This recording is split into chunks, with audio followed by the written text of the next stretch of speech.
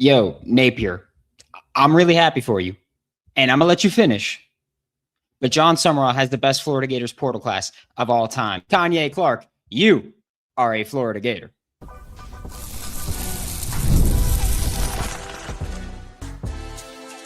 You are Locked On Gators, your daily podcast on the Florida Gators. Part of the Locked On Podcast Network, your team every day.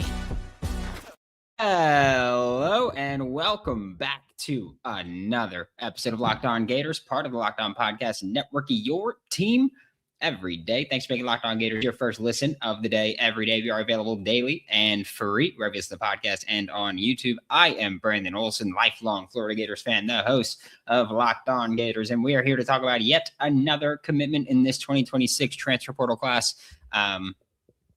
I'm not going to lie. The reason that we took like 5 minutes to go live is because I wasn't sure which Kanye reference I wanted to use for the cold open. I'm going to be completely honest with you. That's what it was. I wasn't sure which Kanye reference I wanted to use. And so I figured, you know what?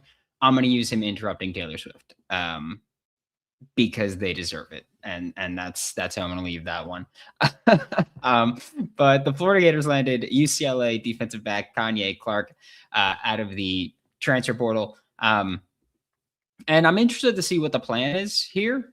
Yes, Parth, that was who said it? Drake up there mentioned it right away. So Parth, be better, man. There were quite a few. If I had a piano, we would have done Runaway. There were a few references, and I couldn't figure out which one. And I was like, you know what? Let me do one where I get to use the microphone, right? And so that's what we did. We had a good time. Kanye Clark is 6 feet tall, 190 pounds. And I know everybody's listing him as a corner. I really don't know what the plan is with him. That is on you, Parth. Welcome back, but come on now. Give it the program. Because Kanye Clark, when he was at UCLA, for the first couple of years of his career, had dealt with injuries, and so wasn't really able to play much. And we talked about that. I think if I'm not mistaken, with how his eligibility is coming up, is going to be that he should be entering year 4 of college. He should be entering year 4 of college, but should still have 3 years of eligibility remaining. He is someone who, he's listed as a safety or a corner, depending on where he's listing. I'm going to be honest with you. I don't really know why he's listed as a safety. Maybe he played that in high school, or maybe he got listed as that on the official website. But he was basically nickel. And then the final 2 games of the season, he played corner. So I think what we're talking about here is Florida just adding another versatile defensive back that can fill multiple spots. And again, has experience, but also multiple years of eligibility mark that we've been talking about in the transfer portal for the Florida Gators right now. Like, I think that's really what we're talking about. Again, he's someone who has played in the nickel, and maybe he's a guy that they view as the answer at the nickel, right? Maybe. I really don't know if they're going to be able to do that or what their plan is there. And nickel has been a spot that we've been talking about that. Not sure how they really plan on addressing it, but they clearly didn't think it was something that they needed to prioritize in the transfer portal. And whether or not that's a good idea, I think we can just acknowledge that this staff has prioritized areas that they felt they needed, right? Like, they went out, they got multiple offensive linemen. I know no big names, but kind of feels like they went for bodies and guys that they trust, right? Like Phil Troutline bringing in a couple guys from Penn State. Like Berlato said, 110 people in here and only 20 likes. This is the problem, people. Drop a damn like. And so there's all that. But yeah, so Florida has prioritized things that they view as positions of need, and nickel hasn't really been one of those. So we'll find out soon what the plan is at nickel. I'm sure that Kanye Clark is probably going, or I'm pretty sure that Kanye Clark is going to be part of it. Yale Bass, good one. Said Nichols in Paris. Sorry, I had to. That's a good one. I did consider that introduction as the beginning, but again, I felt going like more Kanye appropriate would be we're gonna take a shot at Napier with it. We're gonna have some fun, a gentle shot. Yeah, so Florida adding Kanye Clark is again a versatile defensive back, has experience, multiple years of eligibility remaining. And I think that's kind of like that's again, he fits the Summerall mold that we're talking about. That's like he fits the Summerall mold of a guy that has decent snaps played. Again, not a ton. Like I said, he's been banged up throughout his career. He's entering year 4, but has 3 years of eligibility remaining because he had a natural red shirt in 2023, where he played in 4 games. And then he had a medical red shirt in 2024, where he played in 2 games before getting injured, and then missed the remainder of the season. And then in 2025, finally got legitimate playing time, was a rotational player in the secondary, made 2 snaps or made 2 starts at nickel. And yeah, he was someone that established himself on special teams. He was someone that contributed. Portal closes Friday, and he got 22 players in 2 weeks. Yeah. So I'm glad you mentioned that, T. The portal closes Friday, but not really. Like the portal closes Friday in the sense of players can no longer enter the portal once we hit that Friday deadline. Everybody want to know what I would do if I didn't win. I guess we'll never know. There we go. So the portal closes Friday for those that want to enter the portal. So players can no longer enter the portal, but players can still take visits, get recruited, and schools can still add players out of the portal. Players are just no longer allowed to enter the portal unless they are players that play in the national championship. Like Ryan Tooper just asked, what about Indiana or Miami players? Unless they're players that play in the national championship, then they get, I believe, a 5-day window to enter the transfer portal. But we've also seen, a couple Indiana and Miami players already enter the portal or announce their intention to enter the portal. I'm assuming because they don't want to be left out, right? Like a lot of schools are kind of wrapping up their portal classes now. We had an insane week last week. Like think about it from, I wanted to say last Sunday, but really I want to say last Saturday, but really it was last Sunday night that Florida started getting commits in the transfer portal. And then what? By the time we woke up this morning, there were 20 or 21 commits already. It was a crazy time. And so I've heard we're only taking 1 or 2 more. How true is that? Yeah, it wouldn't shock me too much if they were only taking a few more. Just because, yeah, like right now you're filling out mostly your back end of the roster here. And so Florida should be going. You've been adding today. You added TJ Bullard, who is going to be who we talked about in the first live show of the day. But he's going to be pure depth special teams if he's even going to play. Kanye Clark, I think, has a better chance at being a rotational player, especially in the nickel. But as far as like him being listed as a corner or a safety, frankly, I am most comfortable with him in the nickel. I think that's where he belongs. I do think that he can contribute on special teams. I think that if it were up to me, I would look for another guy that can compete on the offensive line, which I don't think they're going to do. I'll say that. I don't think that they're going to do that, but I would. I think they'll go for another tight end, or they have a tight end set to visit on Thursday. I want to say it is. Could be mistaken that off the top of my head. But they have another tight end coming to visit on Thursday, and they are trying to fill that last spot. I don't really know if it was Tony Livingston left, and so we want to fill that role, or if it was we wanted to fill that role and that's why Tony Livingston left. But they have Trent Thomas from South Alabama coming in on Thursday for a visit. So I think they still want to add a tight end, which, again, I mean, after Lakota Dupree got added, and we were talking about adding Luke Harpering, like I was saying, I could still see you add two more tight ends at that point. You had, Dupree was already committed. You could add Harpering, and then you had Pierce Spurlin from Georgia in. I don't know what happened with that, if that's just not happening. But he's also someone that had, medicals to keep him out for a while, hasn't played since 2023. So I'm not going to pretend that I'm upset about that. I would assume that maybe medicals just didn't go the way, right? Or just didn't go their way.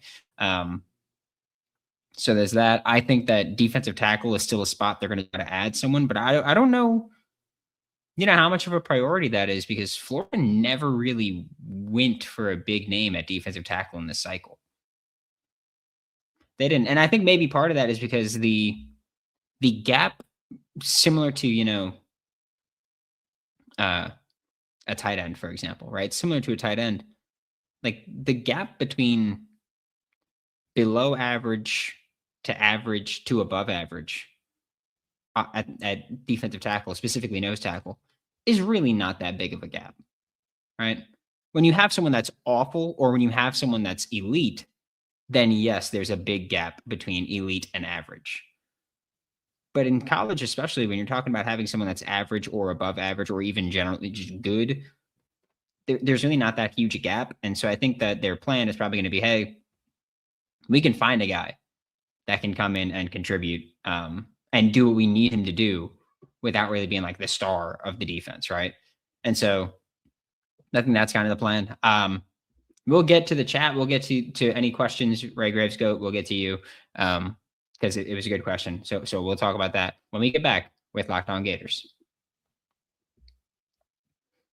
The wild card round is wrapping up tonight, and FanDuel is officially in playoff mode every game day during the NFL playoffs. FanDuel is giving customers even more ways to get in on the action because right now, every NFL playoff game day, FanDuel users get a profit boost pack waiting for them inside the app. Each game day, you'll see a pack loaded with multiple profit boosts you can apply to the bets that you like most. So you make your picks, then apply your profit boost to go after even bigger payouts while the playoffs get rolling. So visit FanDuel, an official sportsbook partner of the NFL, and grab your profit boost back every NFL playoff game day. And the new year is here, and it's the perfect time to reset your routine and refresh your space. If you're spending more time at home, which I'm not shy about this, right? Like I'm in England, it's 1 a.m. here. It's raining all damn day right now. It's crazy. I'm staying home.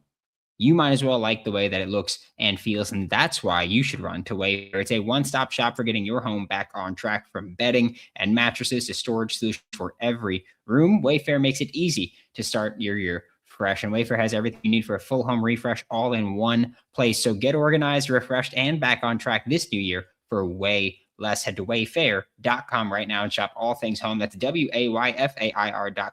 Wayfair, every style, every home. Thanks again for making Locked On Gators your first listen of the day every day. We are available daily and free on the podcast and on YouTube. I am Brandon Olsen, your host, lifelong Florida Gators fan, the host of Locked On Gators.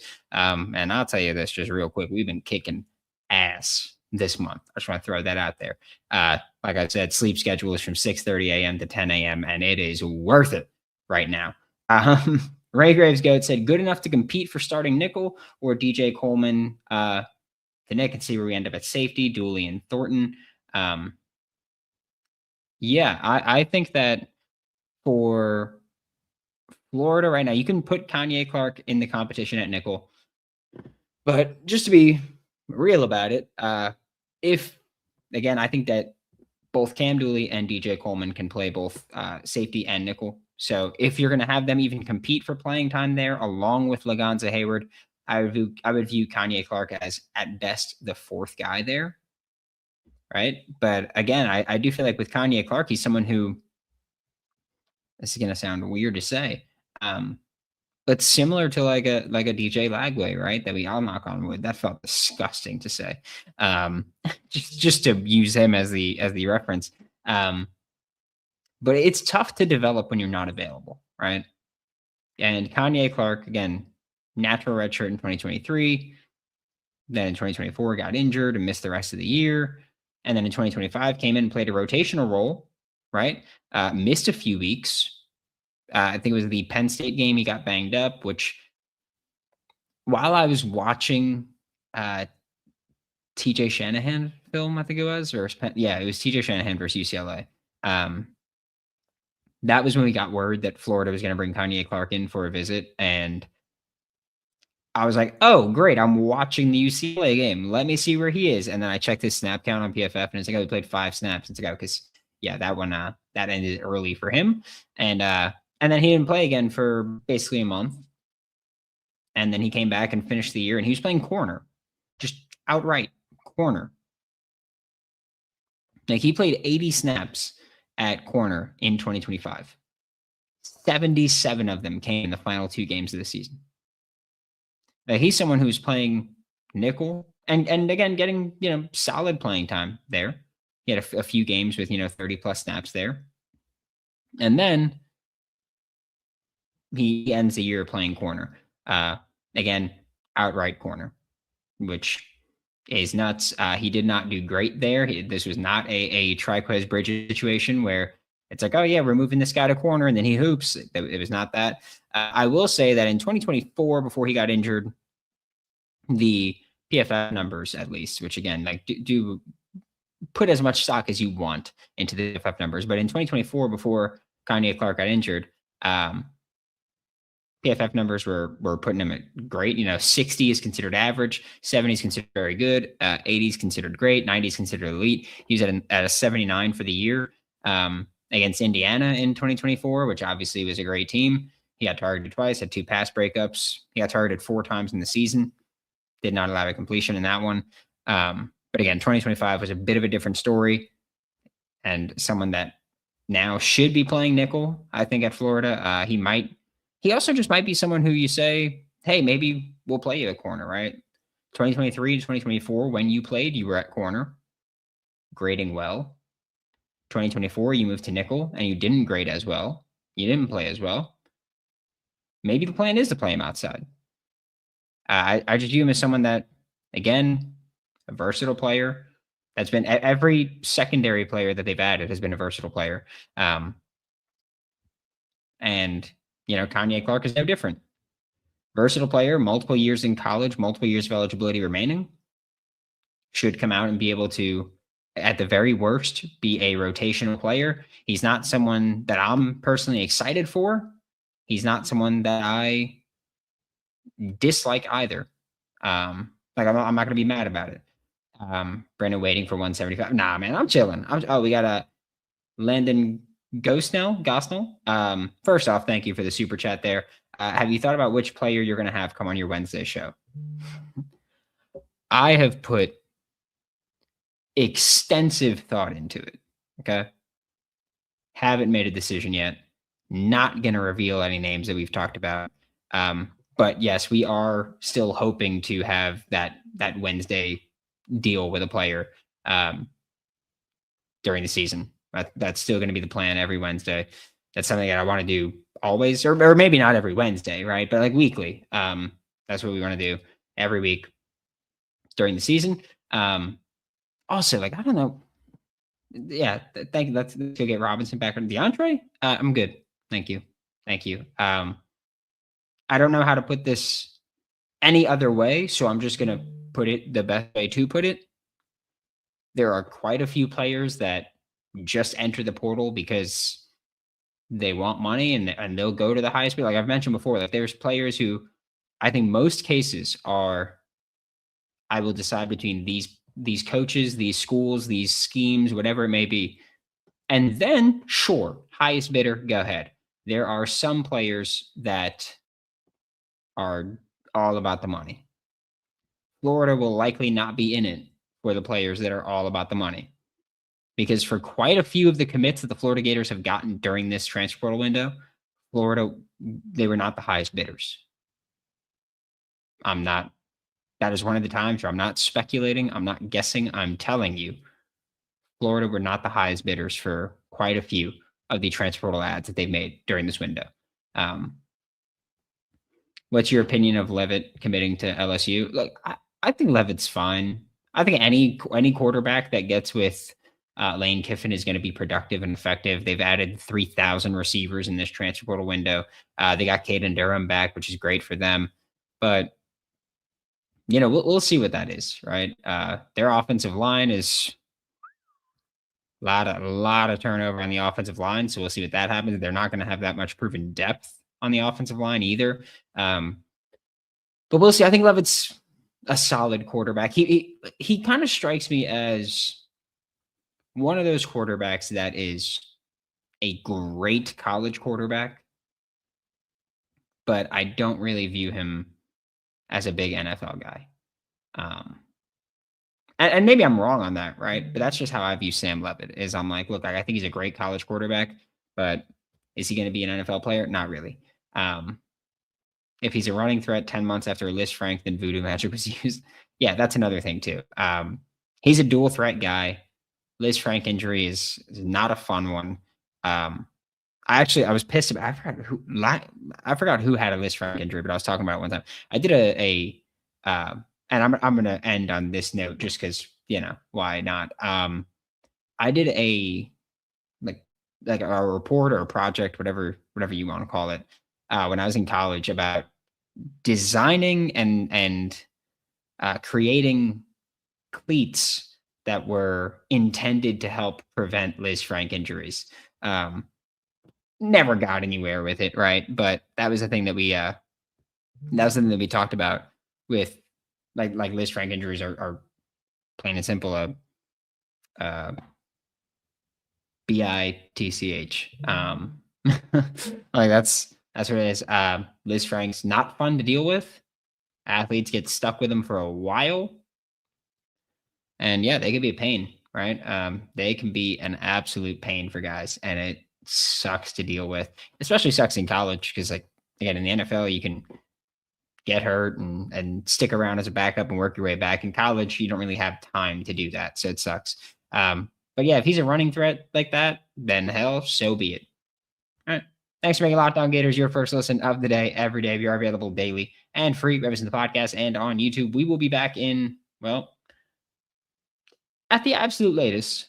We will be back in a few hours, right? I guess, yeah. 3 a.m. audio, by the way. That's when the show comes out every morning at 3 a.m. Eastern time on audio, 8 a.m. Eastern time on video. So if you want to listen to the audio before that, then 3 a.m. Eastern time.